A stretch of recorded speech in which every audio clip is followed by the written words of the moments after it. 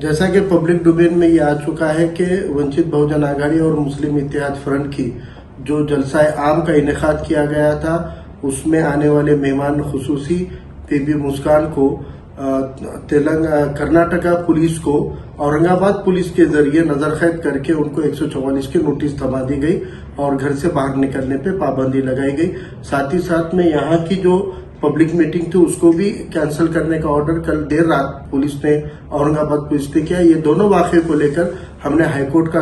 दरवाजा खटखटाया है और हाईकोर्ट ने अभी जो फैसला हाईकोर्ट से आया है, हाईकोर्ट ने हमें 22 तारीख तक रुकने के लिए कहा और उनको पुलिस को और सरकार को इस सभा को कैंसिल करने की वजूहत क्या है और आप ये सभा क्यों नहीं लेने देना चाहते हैं, ये सरकार से पूछा है और सरकारी वकील को 22 तारीख तक अपनी बात बताने का मौका दिया गया है। इसलिए